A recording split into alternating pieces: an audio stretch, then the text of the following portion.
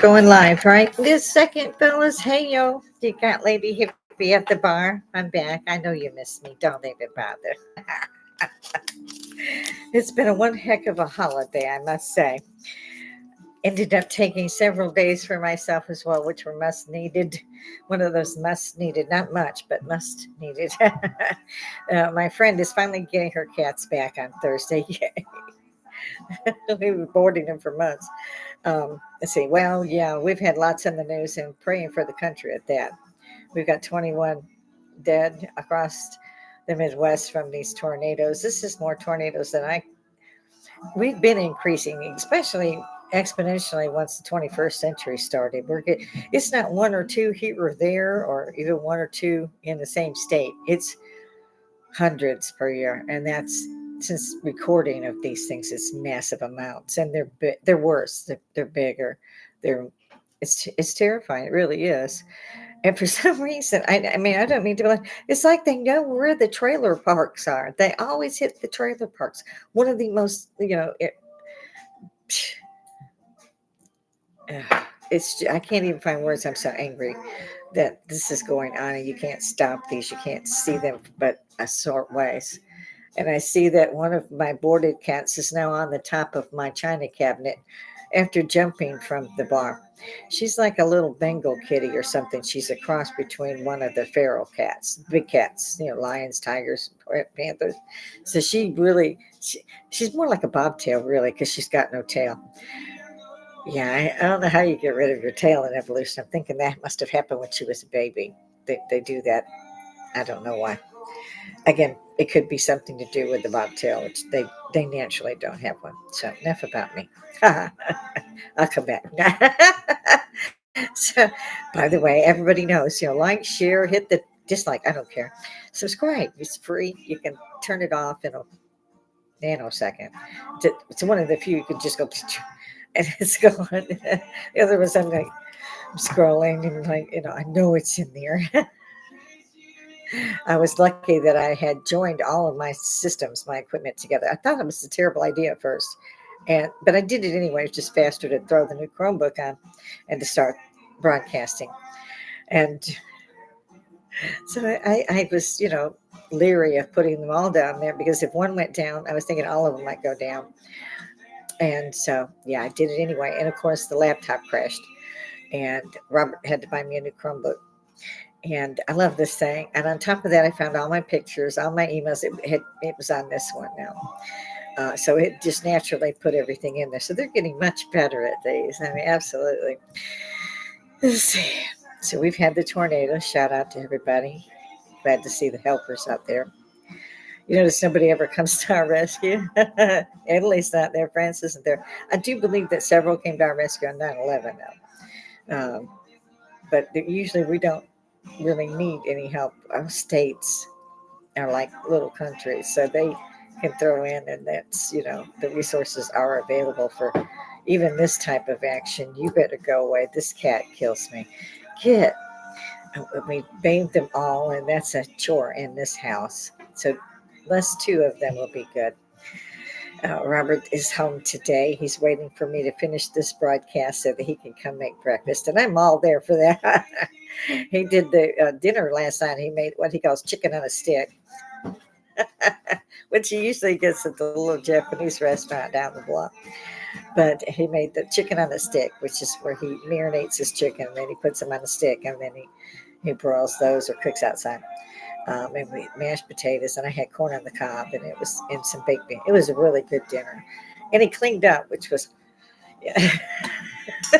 I thought, oh shit, we're gonna have to do a ticker tape parade, man. He cleaned up. It's not a man thing that I've seen in 34, well, all my life. Yeah, almost 40. Not that old. Shut up. So I've seen all of that. I've seen the horrific. It was just horrific to see that Israel had mistakenly, so they say, hit the tent city. It's horrific. I mean, the other thing I'm wondering is why the ICC has not deemed President Putin as they have is well, Benjamin Netanyahu, the Prime Minister of Israel. They are all in his grill, this, that, and the other, and we're going to do this, and you got to do the international court, huh? Yeah. Well, why did you have a problem when Putin attacked a country, and he's halfway through, maybe even more, and he's not going to back down. He's going to take Ukraine. Where was that outcry? There still is no outcry. Where's the outcry amongst these students and community members? Oh, please. Which was actually happening here in Georgia at our Emory college, which surprised me. No, and it really did. If they're going to march for Palestine, why are they here? Why aren't they over there doing it? Oh, well, I get it, because they'll get killed. Especially the women, they're going to be top notch over there. Hey, look at this bitch. Sorry about the language, but good grief. At some point you got to go, okay, it's enough. If you're going to deal out justice so unevenly as that for the ICC, totally unevenly. They're not going to go after the guy that's been warring for some time. They're going to go after the ones that were horrifically attacked, civilians, okay, civilians, in such evil fashion that they still can't tell the world exactly what happened to some of the victims. So they fight back, and they're told by the ICC, well, we're going to come arrest you. Oh, I know, BBC, come on. I would have said, mm-hmm, just come on over here. Mm-hmm. The man's been traveling throughout the world. He's exhausted. He's running a country who is at war because he was attacked. It would be the same if Canada started lobbing missiles at us overnight, took out 4 or 5 states, and they had no intention of backing down because they're terrorists. And there's no way to say that the terrorists won't use that territory or Mexico's open border to come and attack us. They're already here. And mark my words, they're already here. I'm not being prophetic. I'm just stating a fact. They're here all over the place. And not just Texas, not just New Mexico, not just California, but New York in particular, New Jersey, the states that were your original colonies, including Georgia, which surprised me again. We were one of the 13 original colonies, even if 13 is a bad number. So, we had all that. Georgia's a big country or big state. It confuses me sometimes because they use state as like they're saying the state of Israel. Well, it's not a state, it's a country. And they are under dire distress. They're being, hi, Furball. This is the one that's, this is she. And I say, hey, he, because she acts like a boy. She's very aggressive and does stuff that her twin kind of sort of is Snowball. And her mom's picking him up. But this one is just, she doesn't care what I tell her. Doesn't listen in no fashion. Snowball does. This one's always up everywhere. He's broke countless things. Or she, as the case may be. And just does what she wants. And I snapped last week and sent messages because I tried calling. I was like, you need to do something because it's just been just a few weeks. It's going on like 3-4 months. And enough's enough. We've spent a fortune on products for these animals. And you've sent stuff twice in almost 3 months. And that was gone in a week. She bought a little bit of stuff.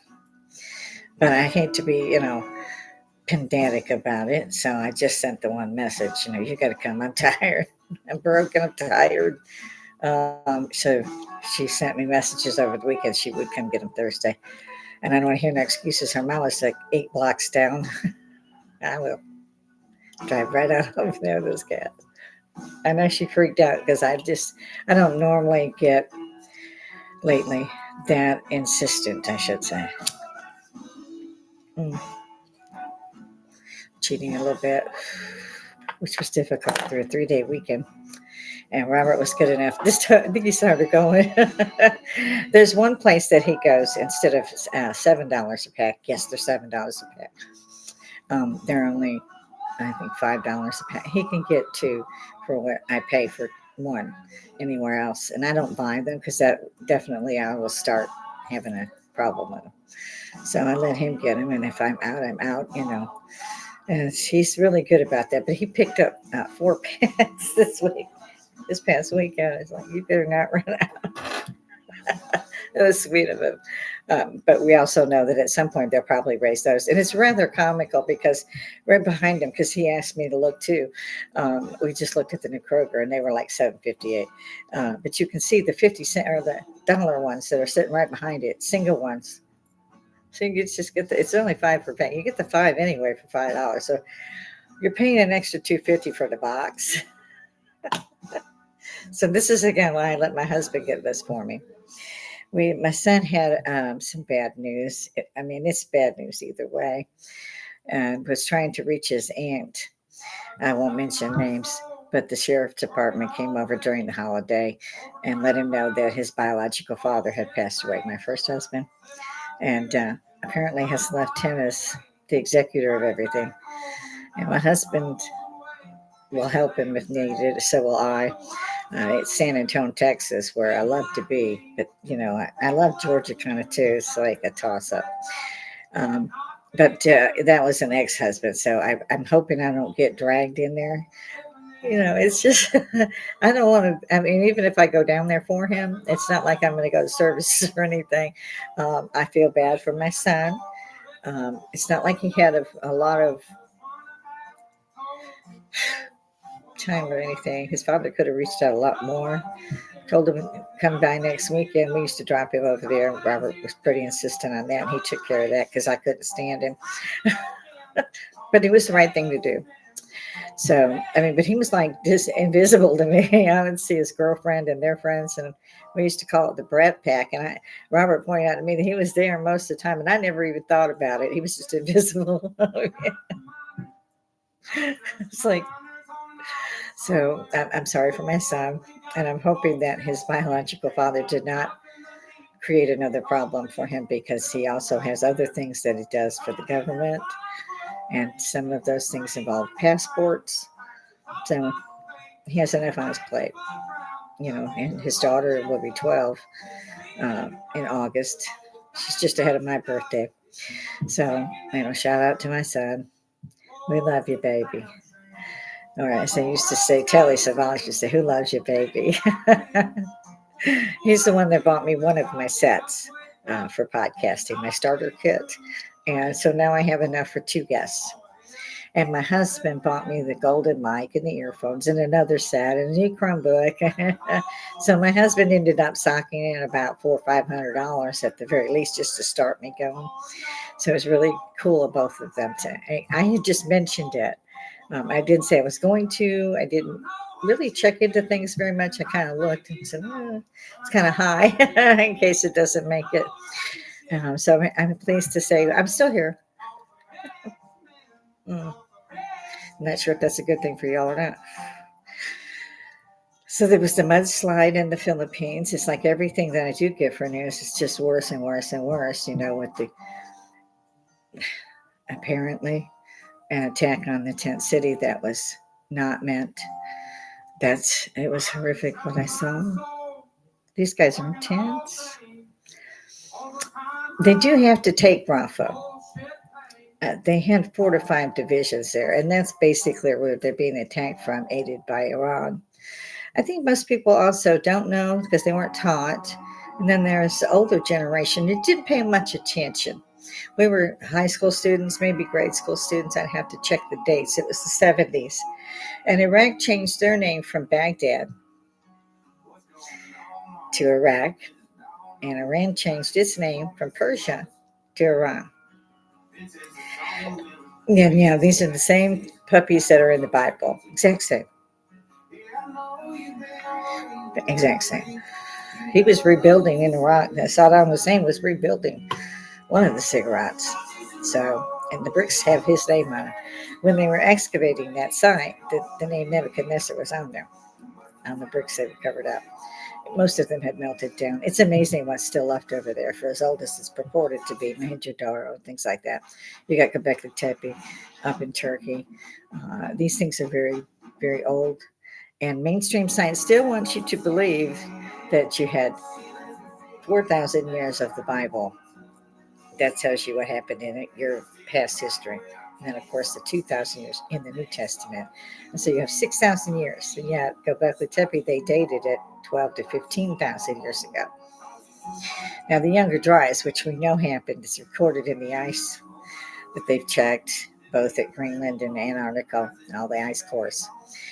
Something devastating happened 14 to 15,000 years ago when the Younger Dryas was impacted.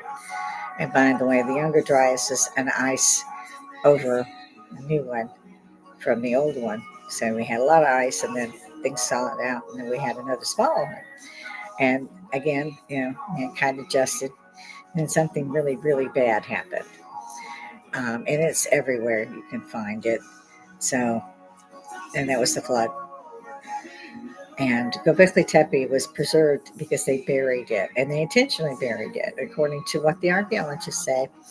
And again, subject to change. I love mainstream science. Yeah, so they buried it on purpose, and the Göbekli Tepe site has passed them. In their past, they put up pillars like number 18, number 41, I think it is. You'd have to check them. And if you do have more interest in it, you can't find it or whatever, just let me know. I'll be happy to give you a hand. Make their live chat on. I usually try to keep it on. Yeah, instead of my other one, which filters them through. Since I took several days off, I'm trying to catch up. So Göbekli Tepe has the sky map, the star maps, about the time period where this meteor hit, which caused the Younger Dryas to melt, which resulted in huge floods. Now, some say it was an instant flood, which it would have been for some areas, especially near the epicenter, I'm sure. But whatever it was, it really took out humanity. It had to restart it, basically. And that's where you get Sumer, Babylon, so forth, Assyria, all those, the Greeks, the Romans, and then you come on down. And mind you, if those civilizations passed, even though they withstood time, I mean, they're in the Bible for a couple thousand years, and then they're not there anymore. So our country's a couple hundred years old, maybe coming up on 300 at the end of this century. So we're just babies. I don't know how in the world we went from what we knew 100 years ago to putting a man on the moon, flying the shuttle, and all the stuff that we've done in the past century and this century. It still surprises me. I remember going to Disneyland, and they had the automatic sidewalks. And I thought that was so fascinating. I kept looking for them. I found them in Germany. You didn't have to walk, just jump on, escalators. I love that stuff, elevators. But they've only been around since 1800s, trains, everything. But how did we, I can't figure out those gaps either. And I lived through the gaps of the 20th and 21st century so far.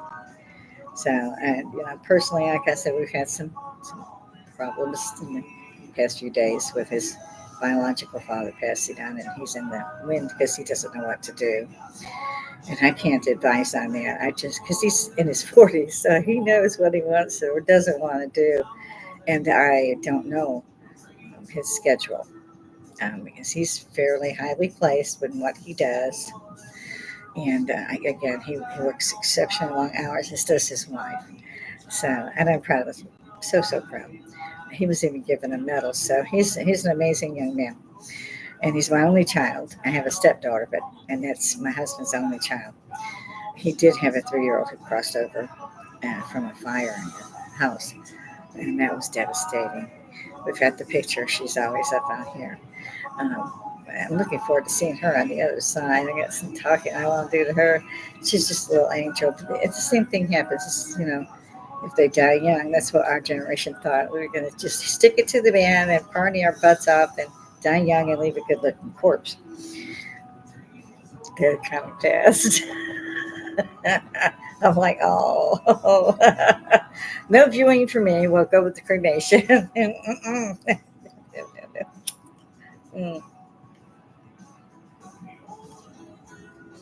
And of course, the Midwest up to the south here, usually up to South Carolina and Atlanta line.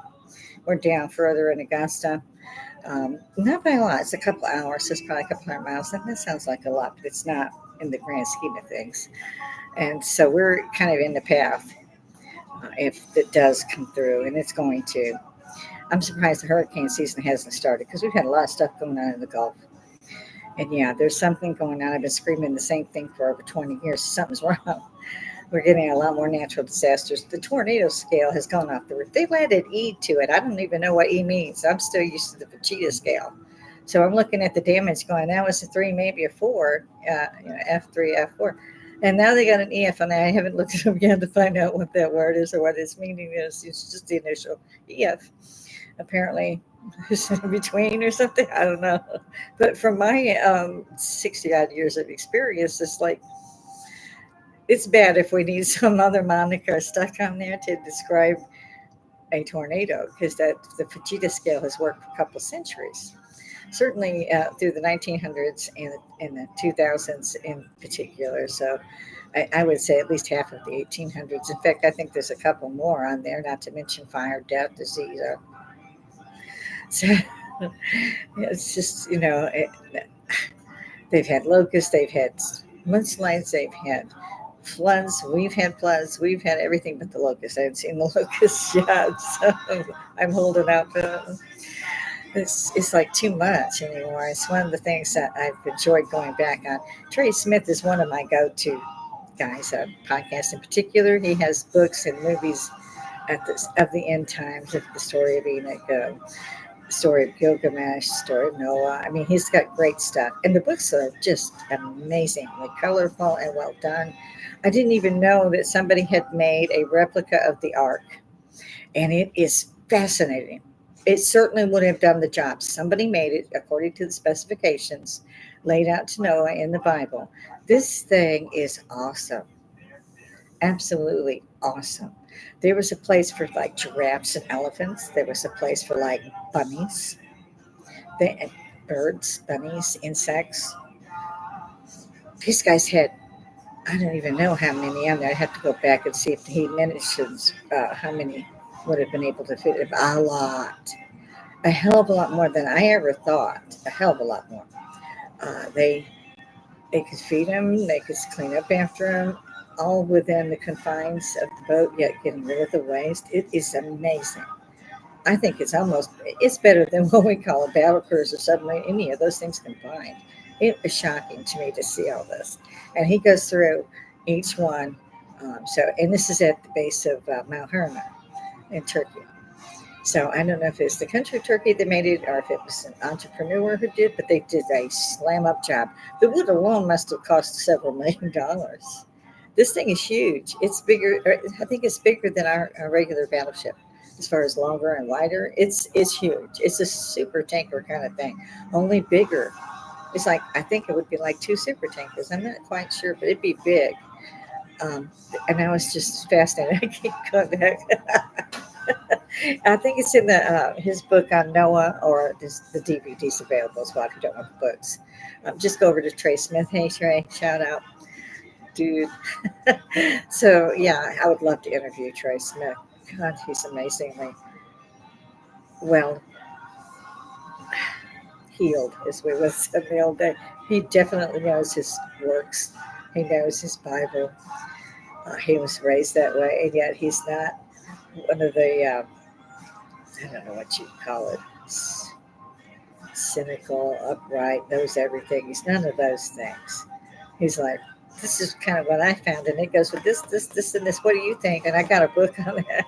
He's been out for a while. I think about 12, 13 years at the very least. But he started out, I think, with this. I think this is what he said. He was in jail. I can pick him. Bless his heart. He was in jail. He had broken into the safe of the preacher. It was an evangelist. I think is that. I'm not sure how to get that. And in the event, he broke into the guy's safe, and then he was on the run. When they caught him, he went to jail. And everybody loved him because he knew so much stuff already. And they would come and ask this question, come and ask question, and he would be able to say, this one is the one you study, and so forth. I don't know either how long he was in jail, but it straightened him out, and he's amazing. He likes, there was a preacher, what was his name? Kim something. You'll have to see pick one of his DVDs or whatever you think is interesting to you. Enoch was fascinating. Gilgamesh was fascinating. Noah. end times. He's got some Trump prophecies in there from Kim. This is the gentleman too. His name was Kim something. I can't think of it at the moment, but he did prophesy well into the 20th or 21st century. In fact, it actually corresponded, I think, on the end because I think he died in 2017. No, it was probably for he passed away the same year that Trump was elected, although he'd foreseen it. In any event, if you have any questions, let me know, and I'll see if I can't put the stream in it and all that. Google has everything. Unlike the White Files, and that's H.A. Hecklefish. He's got the little goldfish in the bowl with the tin hat. He's funny. I think he's great. He's been around 12, 13 years on podcast as well. And they've expanded out both of them. So you'll have to get in there and take a look at what you want to see. But both of them are my go-to guys. If there's something, if I have a question, I go Beckley Teppy. I'll go to those guys because they've covered it somewhere. It's already been aired. So I love that. I love that a lot. I don't have to go anywhere to see this one's this way and this one's this way. And it's fascinating.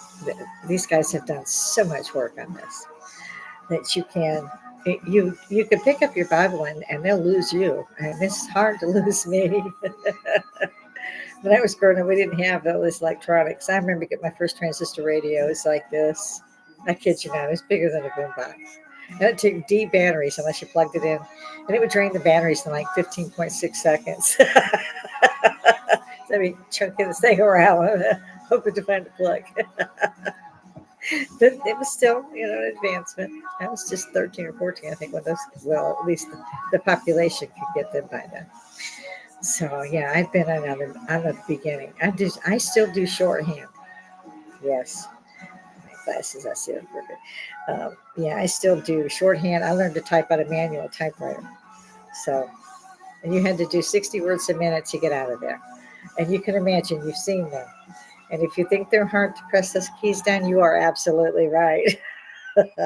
You come out of there, your fingers can pound your concrete. I was so glad when they came out with the electric typewriter. I used to carry my typewriter with me. I thought that was great too. They came out with, you could get your own personal typewriter around 6th grade or 7th grade because I was already training to be a secretary, admin assistant, whatever they call it these days. And now I'm trying to figure out how to be retired. You would think that's something you don't have to work on. I was wrong. You got to work on that. Sure enough. Time for my stiffener because I have to go and do all kinds of stuff. Although my husband, thank God, is making breakfast. He's hoping that will slide by, and I am too. Huh?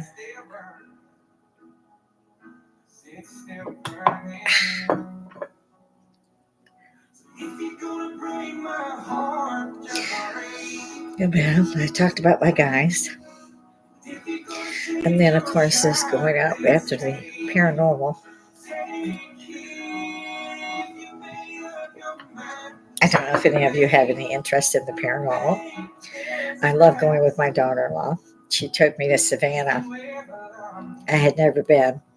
And she was the best tour guide ever. She was just so knowledgeable. She was never lost. She knew what was going on.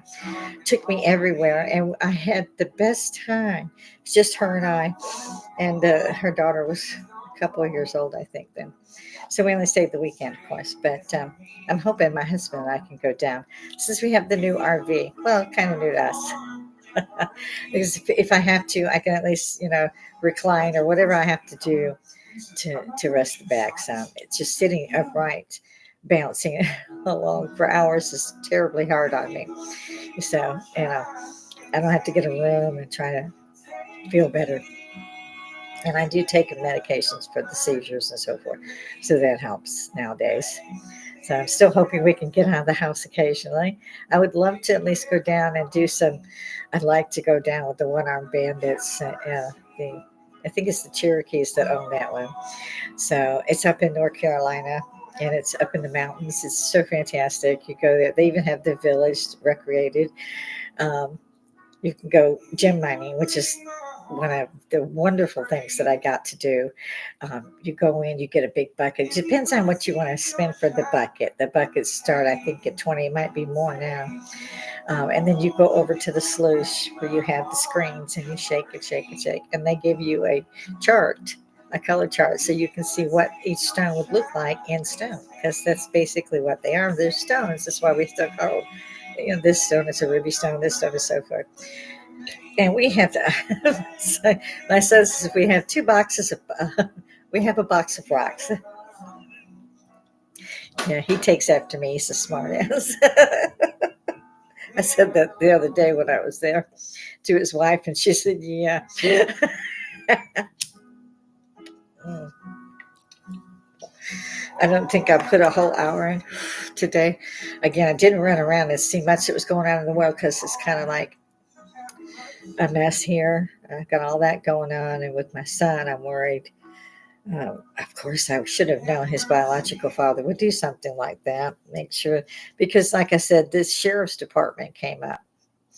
You don't like to see the sheriff department, especially when you're high up in your position, and you're like, what did I do? It's the first thing you're going to think when you see, a sheriff is at your door. And boy, they can knock. It sounds like they got a banner and rammed, not a fist. So you just, it's instant go to, you're like, okay, what did I do wrong? And on top of that, he has to find out that way. Odds are, since he was a very big alcoholic, that's what hastened his demise. He's the same age as my husband. He's a little bit older because his, I think, was January was his birthday. I'm not sure, but he has a few months on my husband, but they're the same age. And my husband's going like clockwork. He's fine. So life, thank God, other than a few health problems. Nothing I have to take narcotics for, so I'm good with that. And once again, guys, if this is entertaining to you, please hit the like. If you don't want to subscribe, don't. If you do, hit the bell. It's really quick to go through the subscription. Doesn't cost anything. It's free. And I need you guys. Without you guys, I don't have a channel, and I'm still trying to hang in there. The algorithms need to go up. So I need all of you. Keeping the ones I've got. Love you guys. Give a shout out. Mm-hmm. So, like call me, text me, do something. Entertainment purposes only. We want to throw that in there. Yeah, I'm hell of an entertainment. I'm going to hit all my Facebook friends. I just grabbed another 35 yesterday, I think, sometime during the weekend. So I'm going to hit them up, throw it on Facebook, say, get in there. It's social Woodstock. I thought I had that in the description. I'll have to check it, but it's free. And they call us baby boomers. And I'm okay with that. I understand that too. And technically they're right, but in some ways they're not. Like I fall in between because I'm 4 years younger. So really my husband's a baby boomer, a World War II vet kind of thing with the baby thing. More like Korean even for my husband than World War II. We were born in the 50s though, so that makes us boomers. And I was a hippie. So was my husband. We were hippies. So, he used to wear the elephant bells and stuff like that. Clearwater Revival used to play where he lived down in Macon. And today as well, a lot of country stars come from Georgia. So, it's pretty cool. I wish we've been expanding. I think I talked about the new Kroger, as big as the box store. I don't know any other way to describe that. Think of a box store. Way overpriced on certain items. Don't go in there looking to find like Kmart or Walmart. Kmart's gone now, but Walmart, they modeled themselves off Kmart because Kmart was around until I was 30 or close to it. And then the Walmart started and just took it out. They just found that they could combine, food and groceries with clothing, shoes, whatever. So, and then the box stores took off from that because Walmart started those with the Sam's Club. That's something Samwell. In any event, it was a privately owned business and it grew into this that we have today. And unfortunately, during the pandemic, that's where they sent you. They didn't care if the other stores made it, just go there.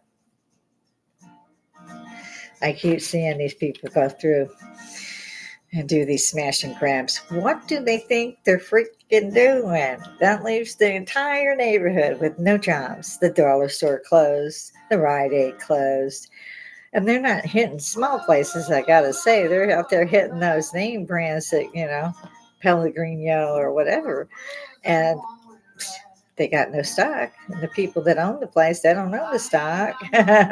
No, they got to pay for it, put it out there, and then they mark it up. So they make a profit when you buy it, which is probably why a pair of shoes costs $500.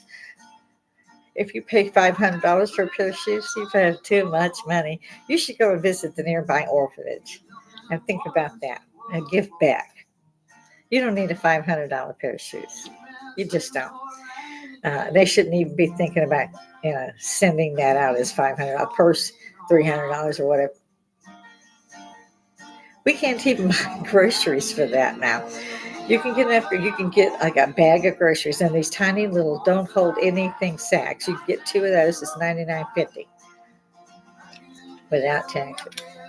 I hate Georgia, Texas. Really, even though I took some time off because I'm just fidgeting. I need to hear from you guys again. I got light chat the heck up here. Um, I did not. I'll throw something up there. Love you guys. Come see me. And like I said, it's free and it's social Woodstock until they decide we can't have it anymore. That's why I was pointing out the commercials used to be 5 seconds. And 6 months later, they're a minute and a half and they're in Spanish. So luckily, I still have a little bit of Spanish left. Yeah, I took that in high school.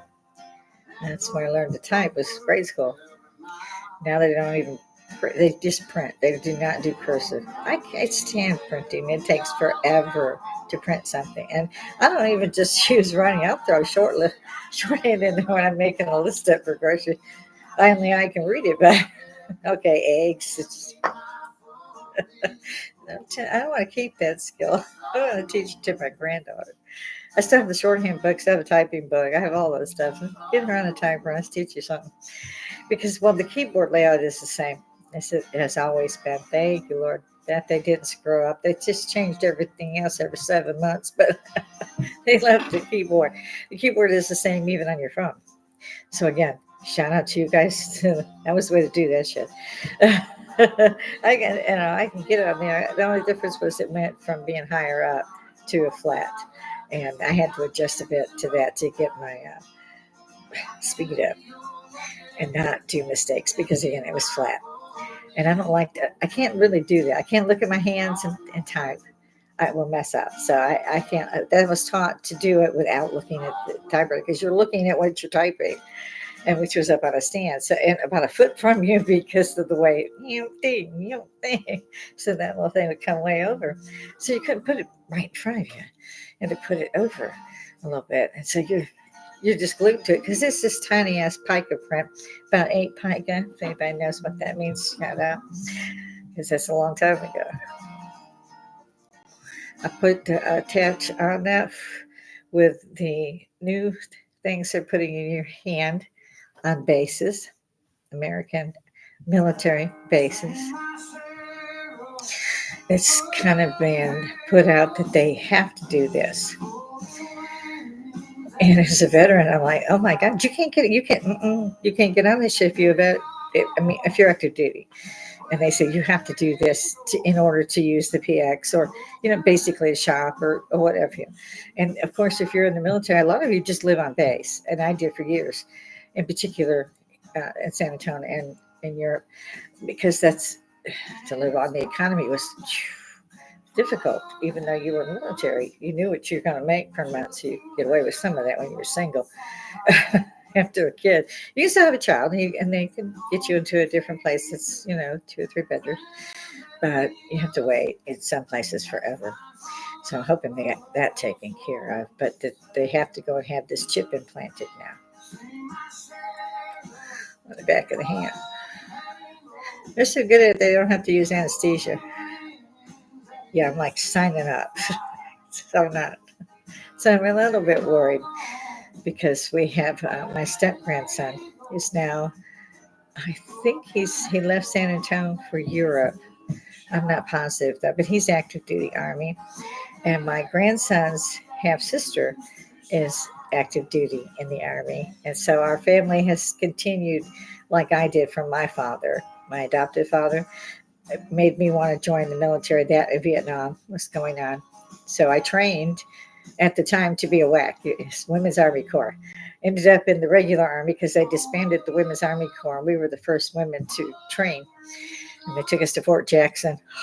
I have stories. I still have stories. You just don't know. These poor guys were Vietnam Airborne Rangers, and they were handed women who.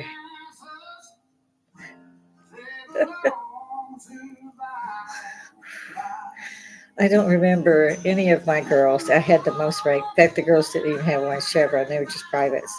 They weren't even above private to get a chevron. I had three. So, of course, I was called the CO's pet because I worked there. I ran the office as well when I was, down duty on this or that and the other and wasn't training the girls. Then he had me in there typing 400 things. So I was always busy. Didn't have any sleep. We didn't sleep for 6 weeks. Because I wanted the girls to make it. And I was like, you can bend, but you cannot snap. Mm-mm. You get out there and do it 150 times until you get it right. I don't care if it's raining, if it's an earthquake. I don't care. Don't lay your weapon down and get out there and practice. So, like I said, if I wasn't training them after we were training on something, then I was, doing that. But I didn't get out of doing a lot of guarding. I had to do the mess hall duty. Oh, that was so much fun. I ended up getting that after I ended up getting in trouble one time because I had to run and get my issue. It was being done. I was so small. So I had to have it all altered. And I ran to get it. And when I came back, they had already left for chow, my particular platoon. So I just dressed, uncovered, wrapped my stuff, and ran off to the chow line with a different set that was going in there. And when I came out, they were all still standing there waiting. Because if you screw up, everybody gets it.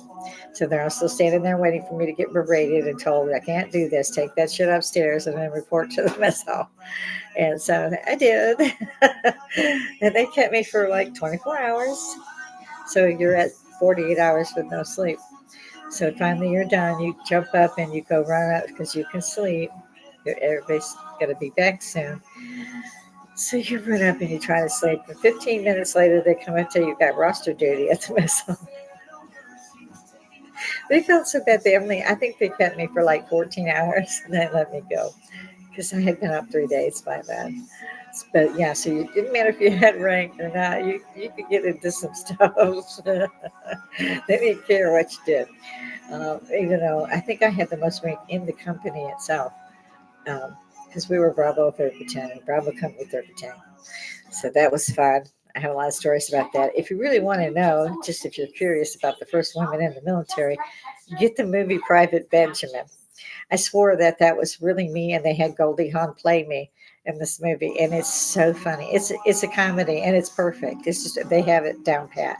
Um, but these guys really tried to break us, and they said so. They were really proud of us. They said because we didn't break, and they expected the women to just keel, in like 2 days. So, like I said, if nobody slept.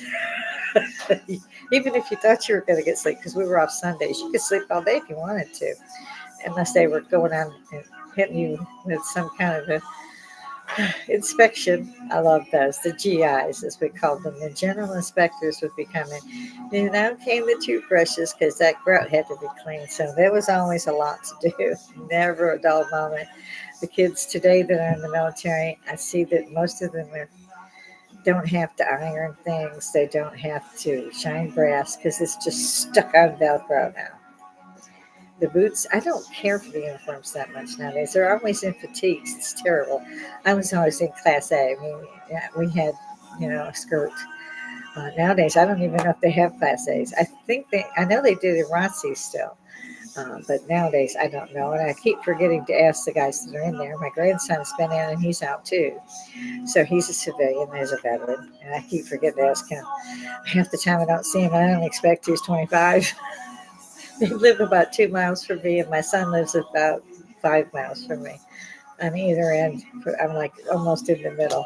So, yeah, and I'm not everybody loves Raymond, but when I'm not that kind of my mom, no. I shove my guys out of the nest. Can you fly yet? Oh, not exactly. Try harder. I mean, and I kind of threw that at them a lot. You've got to get your shit together because at 18 you're out of my house. Because teenagers are really hard to keep up with. And if you're at work, they're at home eating your stuff and playing with their friends and breaking your stuff. Lost a lot of stuff. And my stepdaughter's only a year younger than my son, so it was bam, bam, bam, bam. But thank God, had the graduations and they went on to college and they've gotten very good. My daughter is a nurse. She always wanted to be. So proud of her.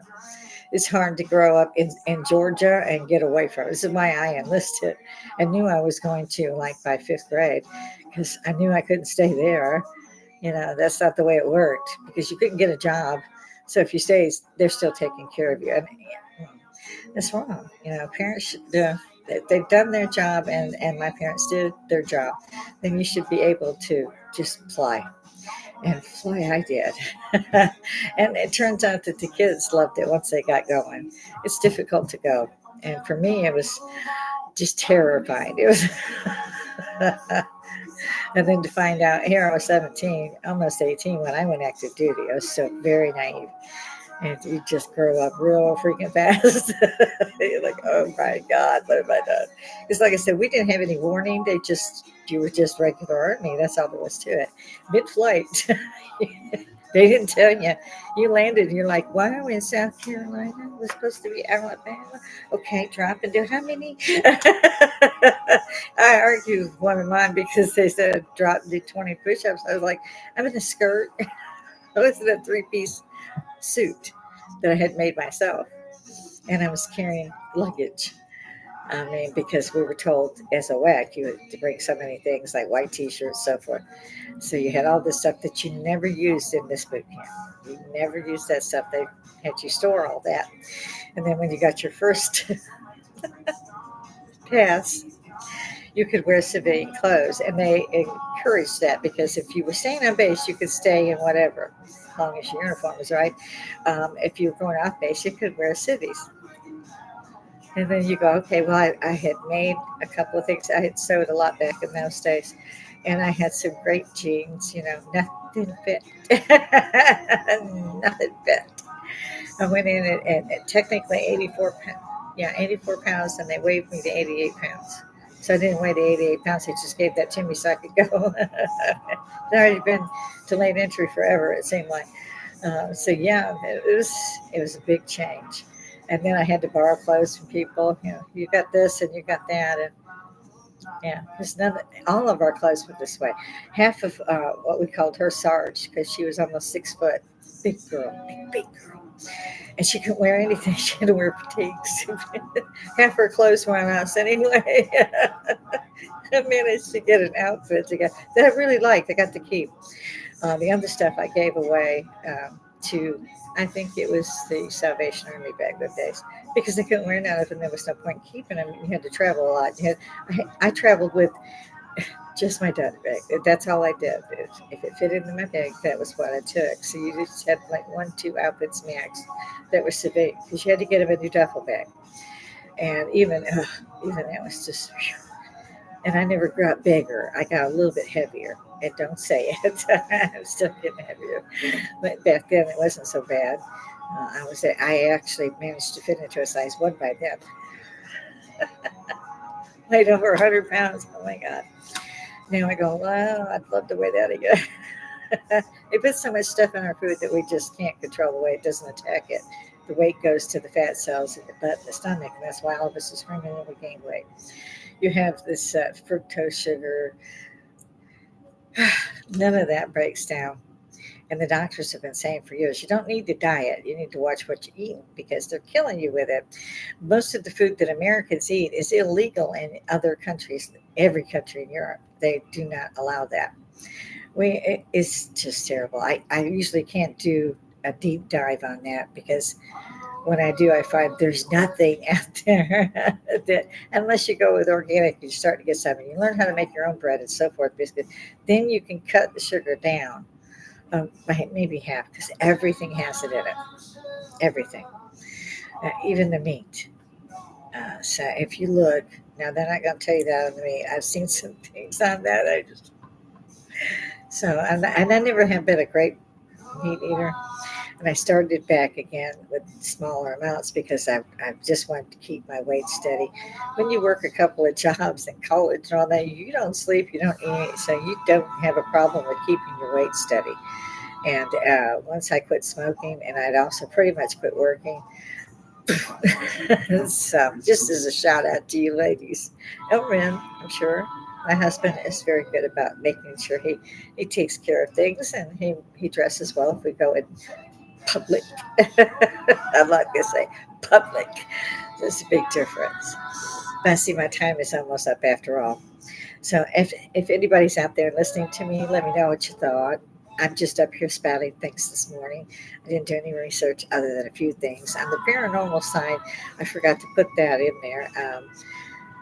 What's his name? His name is Ben, Casper site. Uh, hang on, Casper. Go to Casper site if you like paranormal. Twin Paranormal's good. Casper site, he's a reactor. Twin Paranormal, I get bored because you're sitting there waiting on them walking around, the camera's jerking around. But they usually get stuff. They get good stuff. I mean, they go, wait, I love to watch them in some ways because there's a jump factor. If you jump when you see the footage, they got you. So it's hard to get me to jump. There's a few that have. Casper has, site has got. I've jumped. And Twin Paranormal. I like Dennis. He's good. I can't remember. Dark Ghost. He's Dark Ghost. I go to him, and Tim Moore is off. Tim also goes but under Dark Ghost occasionally because they work together. They're Russian. These guys are fearless. You got to see them.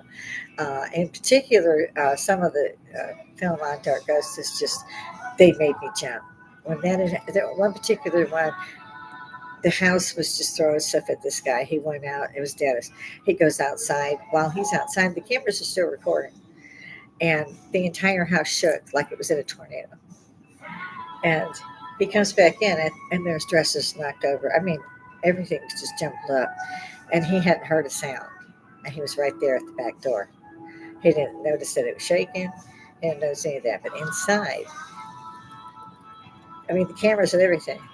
And they would have what they call static cameras where nobody's holding them. They're just on tripods. And those are eerie too when they start moving. There's no movements on them. They will activate if they sense movement, but they don't move. That's why they call it a static camera because it stays right there where you put it and films like here. And some of these things it's doing this. I thought it was actually funny too when Tim Morozov sat a chair down, got some candles, put a salt circle around himself. And there was all kinds of paranormal activity going on before he does this. He's been there like a day. He does this maneuver and he sits down like, oh my God, how do you know that thing's not in there? And all it's got to do is let it go. Because the salt he had was just fine grained salt, like table salt. I mean, it was. Are you kidding me? So I ended up watching it and I was like, oh my God. Because he had a rifle, well, a shotgun, had rock salt pellets. And when things were happening, he was holding that rifle up and saying, he had salt he was going to shoot. Well, he decided he wanted to set up something else, another piece of equipment. He set the rifle down. He set it up inside the circle, like I said, the chair. And then he set the shotgun down. And I thought that's a bad move. That's a really bad move because all kinds of stuff is going on around this guy. And yeah, they get the real thing. And sure enough, he said something about, I command you to something. I was like, you never command. Don't ever do that, guys. Don't ever command something. If you're in the middle of a paranormal storm, don't act like you're the guy that can handle it. Don't even acknowledge it. Just get out. There's nothing good about that. And the Roman Catholic Church isn't going to help you. The Evangelical Church doesn't know what to do. So technically, you're on your own.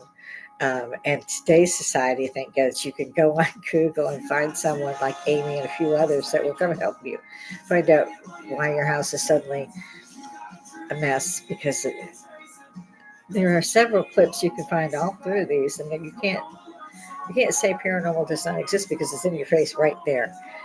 They're in their kitchen. They're filming because doors have been opening, water's been turning on, and so forth. So they got the camera mounted. They're filming. It's a little shaky, but they're filming, and they hear something at the basement level on the door. Just and you see the door just going, and so they go over and they reach for the door and they yell, you've got to get out of here. And then you hear this sound and they turn around and the entire place looks like a tornado just come through. Everything's a mess. Blinds, everything, all the doors, not just out now, it's been thrown out. So all of the contents are everywhere. All the doors are out. All the water spigots are running. The chairs are stacked in a manner that you can't stack them. You just can't. You're waiting for them to fall. And they don't. And it was maybe by two finger snaps. I mean, it was fast, very fast. It was fast enough that even though they were turning their camera when they heard the sound, and they're turning, it's already done, and they're still filming. I'd have been gone, spreading holy water in a match on my way out. But again, as a side note, don't ever command those things. It's not a good idea. But if anybody's interested, let me know because I'm running out of time. Go and check those sites if you're interested. If you had your own experiences and you're wondering, I'm sure you could find them. Let me know if you can't, or if you're interested in some that we just talked about. I'll be happy to talk with everybody about those. I have always studied this. Ed and Lorraine Warren were the first ones, they started in the 60s, and they've passed now a decade ago. And there's been a lot that have come in sightings, ghost hunters. It's a real thing. And now they use the SLS camera that puts them on as stick figures, and they're sideways on the wall. There's one on your shoulder, there's one up, so you can see them. The Tesla cars that have the vision around the car, you can look out your window, you don't see a thing. When you look back down at the equipment monitor, there's 15 black shadows around your car, and you look out, and there's more coming, but you can't see anything. So look those up. That's another good one. There's an airliner guy that did this. A pilot, airliner guy. Pilot was at 3 a.m. in the morning, and there's a plane that's parked, but they can't get off or on it because they're not actually at where the disembark is. And he's filming it because it looks like people are disembarking, and there's no plane there. There's 30 to 50 people going by. It looks like people, but you can see them. Look that one up. And I would love to hear from you guys about these things. Um, like I said, I love history and I love the paranormal. I've searched for the paranormal my whole life, and I don't see how anyone can just dismiss it. I put it that way. You might never experience it yourself, but it's there. And you will hear a lot of testimony from those who put these clips up that they had never been interested in it, did not know anything about it until something like I described with the poof, your house is gone. And the ones I've seen that happen on 4 or 5 things. Don't play with the Ouija board. It's dangerous. If you do so, know what you're doing, and it's still dangerous. You always have to say goodbye. You can't follow me. Goodbye. You just got to go. Goodbye. Just don't leave it. It's just scary. It really can be. Don't go looking for certain things. If you find them, it might not be a good day. It's just probably won't be. In any event, I'm going to go because I have a free breakfast that my husband's cooking for me. And he's really good about cleaning up behind that. So I'm looking forward to it. Everybody out there, come see me. It's still Social Woodstock. There are things we should all be talking about, irregardless what these idiots are doing on campus. So go out there, have a good day. Holler at me. Toodles, guys.